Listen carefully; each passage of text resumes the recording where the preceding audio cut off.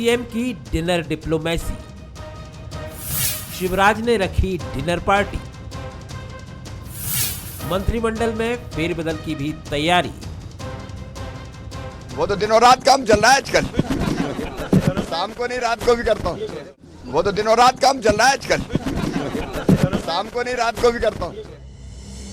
जी हां, इन दिनों सीएम शिवराज सिंह चौहान कुछ ऐसे ही मोर्चा संभाले हुए हैं। जमीनी हकीकत जानने वो प्रदेश भर का दौरा कर रहे हैं। इस बीच सीएम शिवराज ने मंत्रियों को डिनर पर बुलाया है। अब मंत्रियों को एकाएक डिनर पर बुलाने के मायने निकाले जा रहे हैं। क्या मंत्रिमंडल में फेरबदल की तैयारी है या 2023 का खाका खींचा जाना है? हालांकि कहा यह भी जा रहा है कि मंत्रियों के विभागों की परफॉर्मेंस को लेकर चर्चा होगी। जो भी हो, लेकिन सारी जद्दोजहद 2023 के चुनाव से जरूर जुड़ी हुई है। मध्य प्रदेश ने 2023 की तैयारियां आरंभ कर दी हैं। भारतीय जनता पार्टी अपने काम का विश्लेषण भी करती है, प्रत्येक कार्यकर्ता का आकलन भी होता है, उसको दिए हुए काम की भी समीक्षा होती है और आगे का जो टास्क है कि हमको आगे की जो जिम्मेदारियां हैं उसको किस तरीके से बेहतर निभा सकता है और कौन कार्यकर्ता कर सकता है। इस सारे मंथन के बाद से जो कार्यकर्ता का नाम निकल करके आता है उसको जिम्मेदारी का परिवर्तन हमारे यहाँ होता है। राहुल की भारत जोड़ो यात्रा के मध्य प्रदेश से गुजरने के बाद बीजेपी एक बार फिर एक्टिव हो गई है, क्योंकि राहुल के आने से कांग्रेस चार्ज में दिख रही है। यात्रा के दौरान मध्य प्रदेश में कांग्रेस ने शक्ति प्रदर्शन किया था।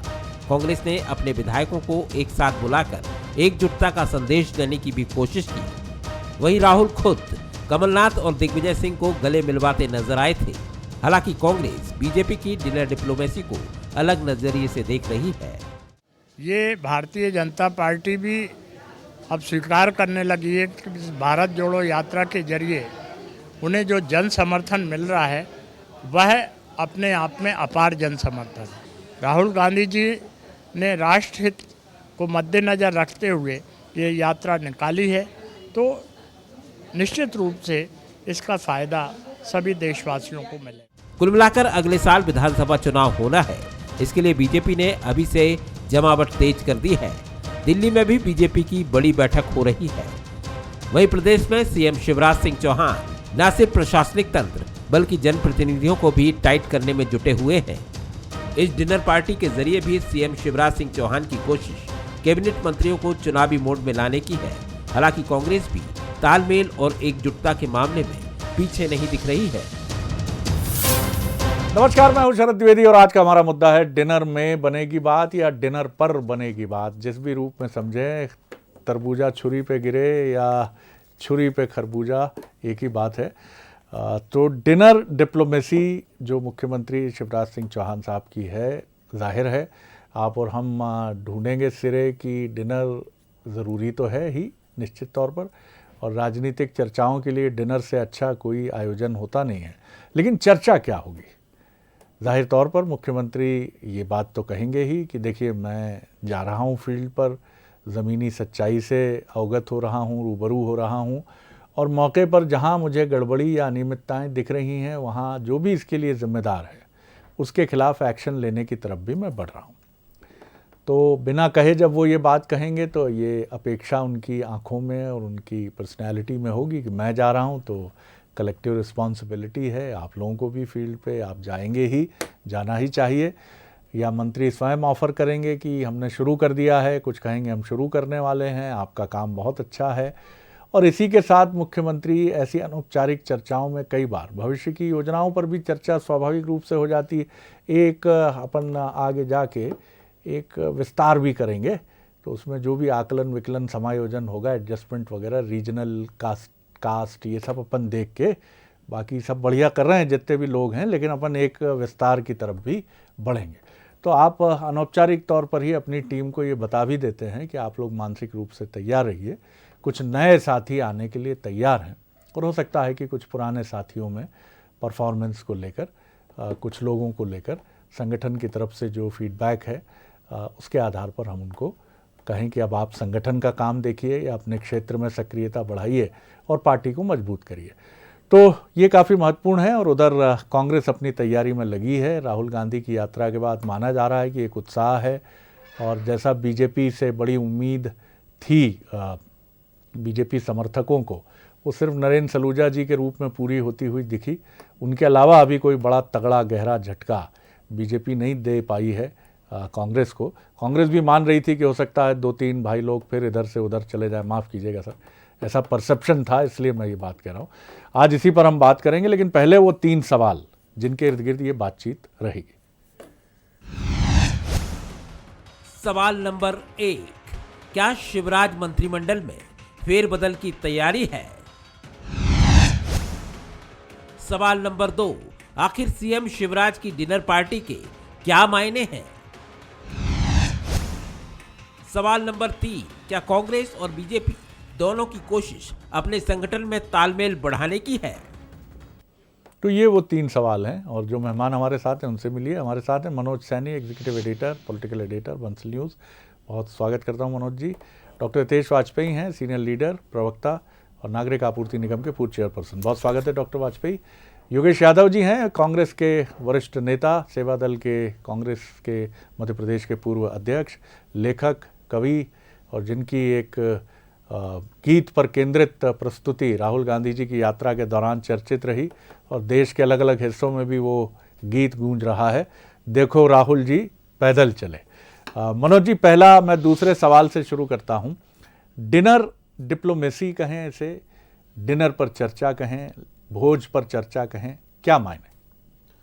भोज पर चर्चा के साथ अब कुछ करने की तैयारी है, और समय अब कम बचा है शरद जी। 2023 बिल्कुल सामने है, क्योंकि ये कहा भी जा रहा था कि गुजरात जैसे ही चुनाव संपन्न होंगे रिजल्ट के बाद, और अब जो खबरें हैं 10 से 15 के बीच में, जो आज डिनर डिप्लोमेसी जिसे हम कह रहे हैं, तो डिप्लोमेटिक तरीके से क्या बात होगी या फिर चर्चा के दौरान क्या चीज़ें आएंगी, लेकिन पूरा एक तैयार है, बाकायदा प्लेटफॉर्म तैयार है कि आखिर कैसे हमें कहाँ बढ़ना है। और कई ऐसे मंत्रीगण हैं जिनका रिपोर्ट कार्ड ठीक नहीं है, उनकी संख्या करीब आधा दर्जन से लगभग है, तो हो सकता है कि उनकी जगह कोई और नई चीज़ें दिखाई देगी। लेकिन बड़ा चैलेंज यही है कि अभी अभी राहुल गांधी भी मध्य प्रदेश से गुजरे हैं, और भारतीय जनता पार्टी एक ऐसा संगठन है जो वो करके निकल गए, पर वो क्या करके गए उस पर काम आगे हमें कैसे करना। जाहिर सी बात है, विपक्ष यदि फील्ड में दिखाई देता, इस तरह से काम करता, तो तमाम तरह के मुद्दों पर चर्चा होना है। और आपको याद होगा कि ये पहली बार हो रहा है कि लगातार साल भर में तीसरी चौथी बार हम डिनर डिप्लोमेसी देख रहे हैं। पहले विधायकों के साथ भोज हुआ, दोपहर का भोज हुआ, फिर शाम को डिनर हुआ, फिर मंत्रियों के साथ डिनर हुआ, और अब एक बार फिर डिनर। तो ये डिनर डिप्लोमेसी के साथ आगे बढ़ने की तैयारी 23-24 की, जिसमें कई लोगों को नया मौका दिया जा सकता है। संगठन में भी तैयारियाँ, आज देखिए आप, इत्तेफाकन है कि 2 दिन से संगठन की बैठक भी दिल्ली में चल रही थी, और वहाँ भी कई तरह की बातों का जिक्र हुआ, कई बड़े नेताओं की चर्चा भी हुई है उसमें। और कुछ जो शिकवा शिकायतों के दौर अमूमन चलते रहते संगठन में बैठकें इसीलिए होती, तो उस पर भी बात हुई है। तो आज हमें लगता है इन तमाम सारे मुद्दों पर चर्चा होने के साथ ही बिल्कुल निश्चित रूप से 23 की तैयारी। बिल्कुल आपने ठीक कहा, और किसी विद्वान का एक कोट भी मुझे याद आता है कि आमतौर पर इस तरह की जो डिनर डिप्लोमेसी होती है, उसमें आप कुछ लोगों के दिलों तक पहुंच जाते हैं और कुछ लोगों के दिमाग भी पढ़ सकते हैं। तो मतलब कोर्ट्स में कहीं ना कहीं ये मायने भी बराबर होते ही हैं। चलिए योगेश जी की तरफ चलते हैं। योगेश जी, राहुल जी की यात्रा के बाद कांग्रेस भी काफ़ी उत्साहित है, एकजुटता का प्रदर्शन भी हमने देखा, कमलनाथ जी को भावुक भी देखा। राहुल जी के सामने कमलनाथ जी, राहुल जी ने कहा गले मिलिए, आप लोग गले मिलिए, तो दिग्विजय सिंह जी भी सकुचाते हुए, कमलनाथ जी तो भावुक थे, वो भी गले मिले। आप जैसे पुराने कांग्रेसी वो भी बहुत उत्साहित नज़र आए और भावुक भी नज़र आए। और इसी बीच में बीजेपी किस तरह से देखते हैं? कांग्रेस और बीजेपी दोनों, आप दोनों एक दूसरे के पूरक हैं जी। देखिए शरद जी, सबसे पहले तो आपने जो डिनर डिप्लोमेसी शब्द का प्रयोग किया उसके लिए मैं आपको धन्यवाद कहता हूँ। डिप्लोमेसी शब्द से आपने बहुत सारी व्याख्याएं कर दी हैं। खैर मैं बात में करूंगा भारतीय जनता पार्टी की, पहले चूंकि कांग्रेस से प्रश्न है। निश्चय ही राहुल जी की यात्रा लोगों के हृदय में एक नया स्पंदन, एक नई चेतना जागृत करके गई है, और ये यात्रा से हमें इस बात का भान जरूर हो गया है कि लोग जितनी भी यात्रा में हम चल पाए, हम इतना तो नहीं चल पाए, इतने साहसी नहीं थे, लेकिन जो सुना, जितनी भावुकता से लोगों ने अपनी बातों कहा, अपने दिल चीर कर बात कही, जो अपनी समस्याओं को कहा और आंखों में आग डालकर, तो निश्चय ही लगता है कि गांधी परिवार ही इस देश का एक विकल्प है और देश की संभावना है। जो लोग इतनी छोटी छोटी बात से लेकर बड़ी बड़ी बातें, चाहे किसान की समस्या, चाहे भ्रष्टाचार की समस्या, चाहे एजुकेशन के मामले में, मैंने देखा राहुल जी ने कई बार सिटिंग एमएलए को पलट कर कहा कि भाई ये मुद्दे को देखिए और इसके बारे में मुझे जानकारी पुनः दीजिएगा। तो एक जन नेता का जो स्वभाव होता है, उस स्वभाव के अनुरूप राहुल जी ने कार्य किया और लोगों को भी एक जन नेता सामने नजर आया कि हम इसके सामने कहेंगे तो मध्य प्रदेश का भ्रष्टाचार, मध्य प्रदेश की लाल फीताशाही, मध्य प्रदेश में जिस तरीके से प्रशासन शासन चल रहा है, और कई बार राहुल जी ने बड़े आश्चर्य व्यक्त किया कि अच्छा ऐसा हो रहा है। तो ये इस बात की मतलब द्योतक है कि 2018 में जो पराजय मिली थी भारतीय जनता पार्टी को, तो उसके कारण हम सुनकर सामने आ रहे हैं। निश्चय ये 22 सीट ये बाद में जीत कर आ गए, लेकिन उस जीत को जीत नहीं कहेंगे, वो प्रशासनिक क्षमताओं का दोहन था, वो एक अलग मैटर है, छोड़ दीजिए। अब मैं कह रहा हूं कि राहुल जी की यात्रा से हम लोग इतने उत्साहित हैं और इतने मजबूत हैं कि हमारा प्रयास रहेगा कि चूंकि ये निमाड़ और मालवा का बेल्ट था, लेकिन हम महाकौशल, बुंदेलखंड और वहां से लेके झाबुआ तक ये जैसे अभी जो यात्रा गई है वो साउथ से नॉर्थ की तरफ गई है, तो हम उसको अब वेस्ट से ईस्ट की तरफ ले जाने की कोशिश करेंगे। तो ये संभावनाएं भी बन रही है कि आने वाले समय में राहुल जी की बातें, राहुल जी के वाक्य और उनके वाक्य का जो अर्थ एक एक निकला है, वो निश्चय लोगों के हृदय में बहुत दिन तक रहा है। और जहां तक भारतीय जनता पार्टी का सवाल है, आपने प्रश्न किया है कि डिप्लोमेसी किया है, तो अब आप डिप्लोमेसी किनके साथ कर रहे हैं? उन मंत्रियों के साथ कर रहे हैं कि जिनका रिपोर्ट कार्ड, जैसे मनोज जी ने कहा कि कुछ का खराब है। मैं पूछना चाहता हूं किसका रिपोर्ट कार्ड बहुत अच्छा है? कोई एक ऐसा मंत्री बता सकते हैं आप कि जो आकर पूछ ले या बता दे या जनता के बीच में खड़ा हो जाए कि नहीं साहब मेरा 10 में से 9 अंक है या 10 में से 8 अंक है और मैं सामना करने को तैयार हूं? चाहे गृह विभाग देखे, स्वास्थ्य विभाग देखे, शिक्षा विभाग देखे, सिंचाई विभाग देखे, पीडब्ल्यूडी विभाग, राजस्व देखे, आपका कौन सा मंत्री डिप्लोमेसी आप किसके साथ करेंगे? आप कार्यकर्ता को बुला लीजिए, कार्यकर्ता को बुलाकर एक बार कार्यकर्ता से पूछ लीजिए कि भाई आपकी क्या तकलीफ है, तो कार्यकर्ता तो डोल तो जाएगा। आप मंत्रियों के चेहरे दिखाओगे, मंत्रियों के चेहरे से तो पहले ही गुस्सा है जनता को। तो आप कहां का निरर्थक प्रयास है मेरी तरफ से, मेरी ओर से यही कहना पड़ेगा कि एक निरर्थक प्रयास है और अब ये वो समय बीत चुका है। सर मैं लौटता हूं आपकी तरफ, लौटता हूं। और डिप्लोमेसी तो सर हर तरफ है। जब गले मिलने के लिए कमलनाथ जी और राहुल दिग्विजय सिंह जी से कहा जाता है ये भी एक डिप्लोमेसी है, तो यहाँ डिप्लोमेसी से हमारा आशय उसी डिप्लोमेसी से है जहाँ पर आमतौर पर कुछ जो मनभेद वाली बात नहीं होती, लेकिन कुछ मतों में भिन्नता होती है, तो उस मत भिन्नता को किस जस्टिफाइड तरीके से सामने रखा जाए। और मैं ये समझता हूँ नरोत्तम मिश्रा जी कुछ कह रहे हैं, चलिए सुन लेते हैं कि जाने के साथ ही क्या कुछ कह रहे हैं वो। जी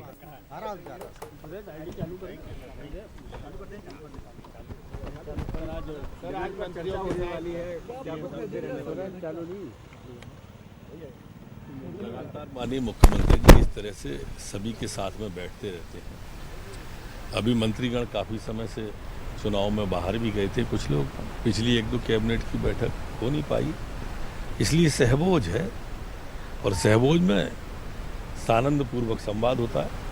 सर अलग से कोई बैठक है मंत्रियों की परफॉर्मेंस पर बात होगी, अलग से बैठक नहीं, ऐसी कोई परफॉर्मेंस की बात। लौटते हैं। अब इसको आप क्या कहेंगे? इसको संवाद की डिप्लोमेसी कहेंगे, बेहिचक कहेंगे? भाई हर चीज़ बताई नहीं जाती, हर चीज़ कही नहीं जाती। परिवार के भी किस्से हम बाहर तो नहीं कहते। जब लोग यही पूछते हैं कि क्या हुआ, शादी कुछ डेट आगे बढ़ गई, अरे नहीं भैया वो आ नहीं पाया, परमू जो है ना वो बाहर है आजकल बेंगलुरु में, आ नहीं पाया, छुट्टी नहीं मिली उसे। तो यही संवाद की भी डिप्लोमेसी है। तो ये भी एक और मुझे लगता है कि राहुल गांधी जी बहुत ईमानदारी से फीडबैक ले रहे हैं, लेकिन राजस्थान में जितना वो बहुत सतर्क होकर ये सारे फीडबैक लेंगे, क्योंकि मध्य प्रदेश भी एक ऐसा ही प्रदेश है जहां उनकी पार्टी की सरकार 2018 में बनी और हमेशा उसकी संभावनाएं बेहतर रहीं। तो जिन राज्यों में मध्य प्रदेश, छत्तीसगढ़, राजस्थान में कांग्रेस बराबर अभी मौजूद है, वहाँ जितना अच्छा फीडबैक अपनी पार्टी और जनता से जुड़े मुद्दों का, और ख़ासतौर से राजस्थान में जहाँ 2 बड़े नेताओं के बीच में खुले तौर पर डिस्प्यूट हैं, वहाँ जितना अच्छा फीडबैक और आपस में मेल मुलाकात की डिप्लोमेसी राहुल जी करने में कामयाब होंगे, उतना पार्टी के लिए ये बेहतर होगा। डॉक्टर वाजपेयी आप मुझे समझाइए, नरोत्तम जी ने तो अपने ख़ास अंदाज में कह दिया कि बैठेंगे बस, और क्या है इसमें, क्या देख रहे हो आप? इसमें ज़्यादा कुछ है थोड़ी, बैठ नहीं पाए। लेकिन आपसे मैं ज़रूर समझूंगा, आप एक पॉलिटिकल विश्लेषक के तौर पर भी, आप और योगेश जी दोनों, मुझे समझाइए ज़रा जी। देखिए, इसमें बहुत कुछ कॉम्प्लिकेटेड नहीं है बेहिचक, और सहमत बहुत हूं। सरल है। आगे सत्र भी होना है और अनुपूरक बजट की प्लानिंग भी होनी है और अब चूंकि हमारे पास 40 हफ्ते से कम समय का बचा हुआ है तो स्वाभाविक है कि प्रायोरिटी है। देखिए, शब्द पे गौर करिए, 40 हफ्ते, ये धड़कने बढ़ाता है। डॉक्टर वाजपेयी ने भी नहीं, कम्युनिकेट नहीं सर, नहीं, धड़कने मतलब सर मैच नजदीक है, वर्ल्ड कप नजदीक आ गया है। जो रोज जी। प्रैक्टिस करता है ना सर, जी हाँ, उसकी धड़कनें कंट्रोल्ड हो जाती हैं। जी, जी। वो एथलीट कहलाता है जी। तो वो तो रेडी होता है। तो ये सब रेडीनेस के तरफ बढ़ते हुए हम लोग कदम डाल कर रहे हैं, इसमें कोई दो मत नहीं है। मतलब मैं उसे स्वीकार करता हूँ खुले रूप में। बाकी जहाँ तक देखिए राहुल गांधी जी की यात्रा है, तो मैं बताऊँ, देखिए शरद जी, मुझे तो बहुत अच्छा लगता है, फिर मैं पॉजिटिवली इसको लेता हूँ कि मुझे अच्छा लगता है कि 96 विधायकों के साथ कभी एक आध बार वो 13 दिन में समय निकालते, कहीं पर भी डिनर कर लेते। और जैसा मुझे बताया गया अभी कार्यक्रम में कि उनको कोई कुछ बताता तो बोलते अच्छा ऐसा हुआ, तो आप सोचिए 5 साल लग गए उनको ये जानने में कि कैसा हुआ। तो ये थोड़ा सा, और वो सर आप सोचिए हिट विकेट होने के बाद उनको जानकारियाँ नहीं है और वो अचंभा व्यक्त कर रहे हैं यदि कोई विधायक उनसे कुछ कहता है। तो मुझे ऐसा लगता है कि शायद ये संवाद विधायकों से क्रिएट करने का भी, सांसद तो है नहीं, एक नकुलनाथ जी हैं लोकसभा में उनके, तो वो तो बाजू बाजू ही चल रहे थे, तो दो किनारों की तरह दोनों चल रहे थे नदी के। पर एनीवे, मुझे अच्छा लगता कि हिना कावरे जी होती, संजय यादव जी भी आ जाते, विनय सक्सेना जी भी आ जाते, बुंदेलखंड के जो लोग जहाँ यात्रा नहीं थी शरद जी, वो लोग भी आकर उनके साथ भोजन करते, बातचीत करते, तो बहुत अच्छा लगता। अन्य स्टेक होल्डर जैसा आपने पिछले कार्यक्रम में जिक्र किया था, उसके अतिरिक्त किसानों महिलाओं के साथ संवाद को एक अवसर रहता है, भाई 13 दिन आप वहीं हो, तो मुझे लगता है कि ज़्यादा फ्रूटफुल रहता। और इस सब के बावजूद देखिए शरद जी, चुनाव बहुत विजिलेंट। आज देखिए एग्जिट पोल के आपके सामने नतीजे, परसों एग्जिट पोल आ जाएगा। ये क्या बताते हैं? ये बताते हैं कि अब पॉलिटिक्स ऑफ परफॉर्मेंस जो है शरद जी, वो प्रिवेल करेगी।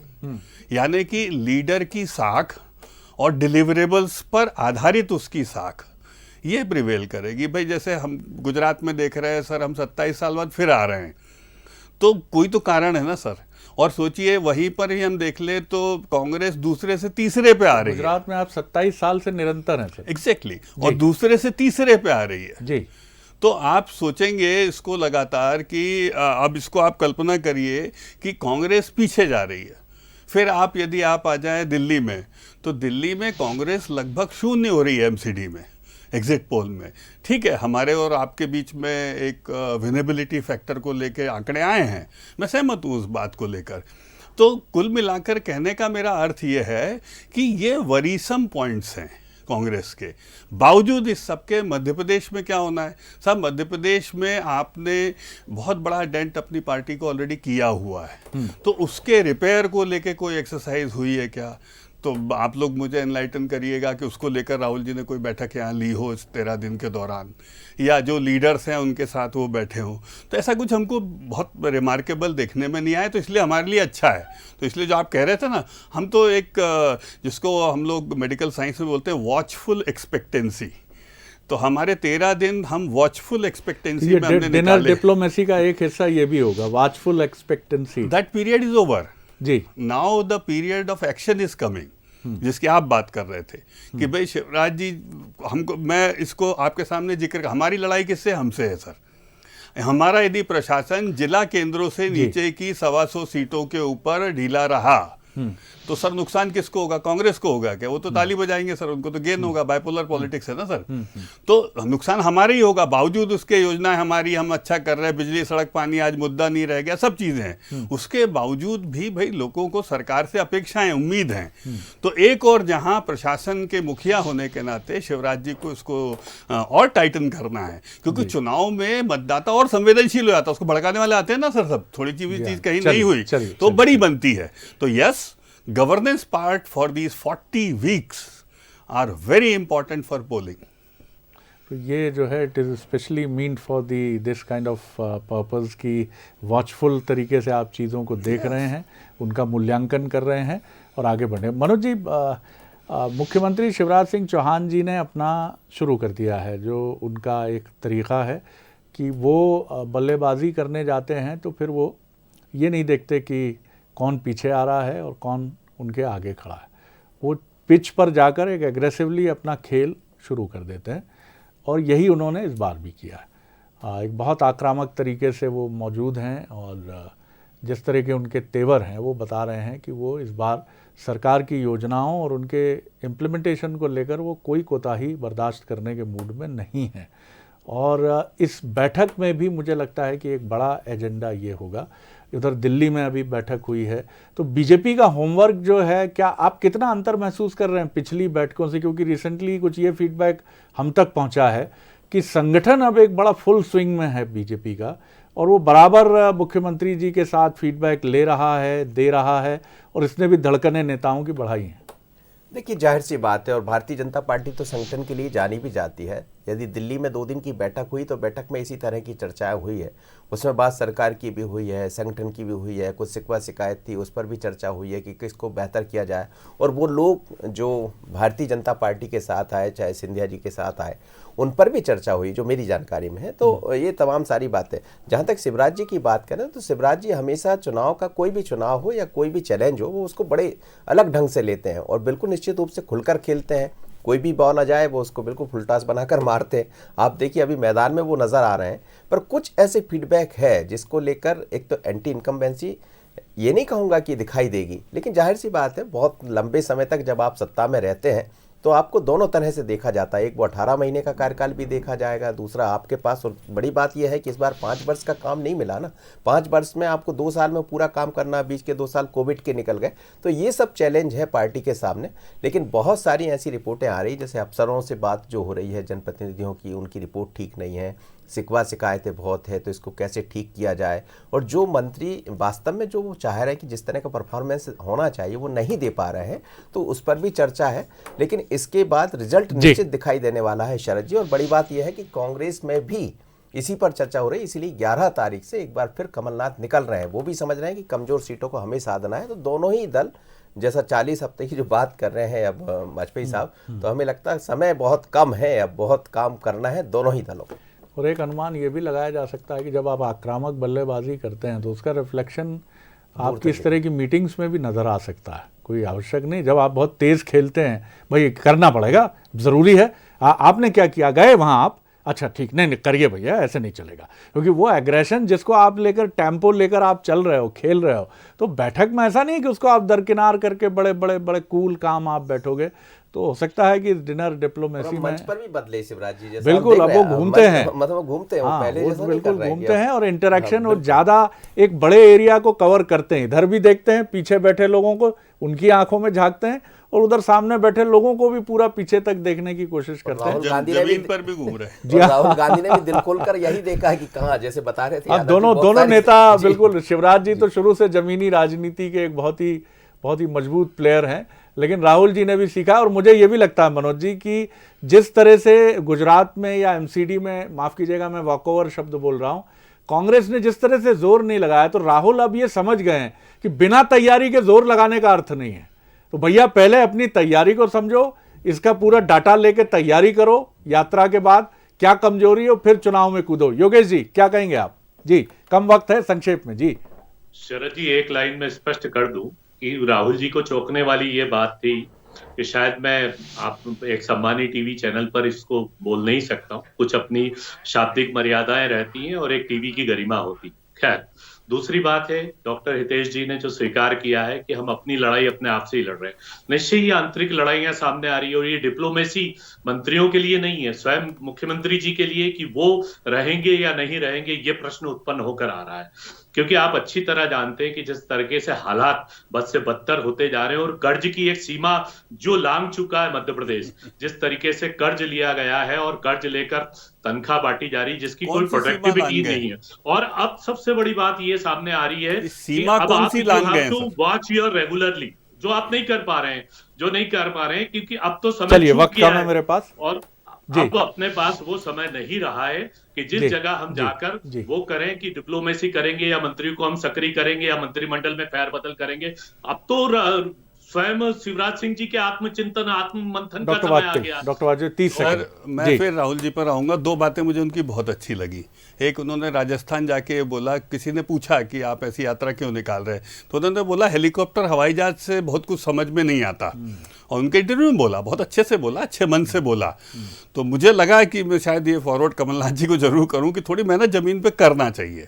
और पाँव पाँव वाले भैया तो करते आए साहब, इसीलिए शायद सफल भी हो रहे होंगे, मुझे ऐसा लगता है। और दूसरी बात जो बहुत अच्छी लगी सर, एक अच्छी बात बोल रहा हूँ योगेश जी, कि राहुल गांधी जी का जो कॉन्स्टिट्यूएंसी है शरद जी, वो आकांक्षी कॉन्स्टिट्यूएंसी में देश में बेस्ट परफॉर्म करी है पीएम की योजना में, वायनाड की। सर मैं आपको जानकारी दे रहा हूँ, ये बोलने नहीं दे रहे, इनके लिए अच्छी बात बता रहा हूँ। अच्छी खबर है कांग्रेस के लिए जी। तो उनकी लोकसभा जो है वायनाड की, तो उन्होंने सीखा है कि गुड गवर्नेंस डिलीवरेंस यदि पीएम के योजना के तहत भी डिलीवर होता है तो उनकी कॉन्स्टिट्यूएंसी आती है आगे।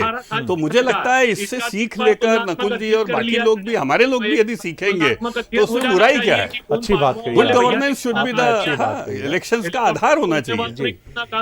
जी चलिए, लेकिन मुझे लगता है कि इससे थोड़ा आगे भी निकले। योगेश जी बहुत धन्यवाद, बहुत शुक्रिया। तो राहुल जी ने अपनी कॉन्स्टिट्यूंसी में जैसा, और ये अच्छी बात है कि ये लोकतंत्र की एक अच्छा पहलू है कि डॉक्टर हितेश वाजपेयी हमें ये बता रहे हैं कि उन्होंने, राहुल जी ने केरल की अपनी कॉन्स्टिट्यूंसी में जो काम किया है वो गुड गवर्नेंस के लिहाज से अपने आप में लोकसभा जी में आकांक्षी, नंबर 1, मतलब जिसके अंदर बहुत अपने को बेहतर करने के लिए जी जिसमें काम हो, तो उसमें उन्होंने अपने को काफ़ी अच्छा प्रूव किया है। ये एक अच्छी बात है।